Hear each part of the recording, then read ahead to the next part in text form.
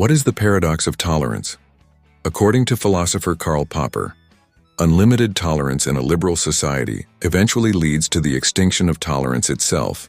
If we extend unlimited tolerance to those who are intolerant, to bigots, to tyrants, we are not prepared to defend a tolerant society against the onslaught of intolerant people, and then these tolerant people will gradually perish, and with them, one day, tolerance will perish.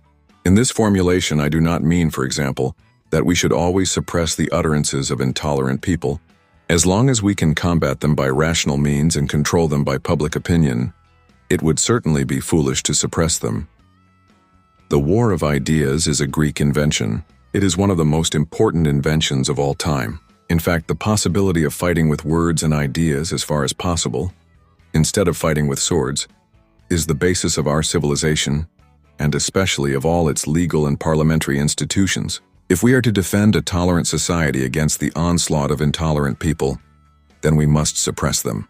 If the tolerant are not prepared to do so, the tolerant will perish and tolerance will perish with them. But also bear in mind that we must take the right to suppress them, even by force if necessary, for it may easily turn out that those fanatics are not prepared to meet us on the level of rational intelligence, but that they begin by denouncing even your correct arguments. They may forbid their followers to listen to your rational arguments because they may declare that even these correct arguments are fallacious, and teach them to answer your arguments by the use of their power or guns. Bear in mind that no rational argument will have a rational effect on a man who does not want to adopt a rational attitude. So we must claim the right not to tolerate intolerance in the name of tolerance.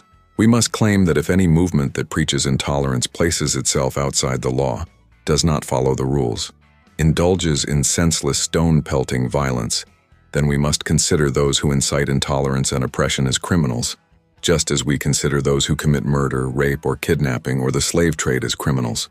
The aim of argument or discussion should not be victory, but human progress. In a world where there are nuclear bombs all around, proposing to lay down arms is absolute nihilism, stupidity. It is very clear. There is no way to achieve peace except through arms. This quote is inspired by Karl Raymond Popper's book, The Open Society and Its Enemies.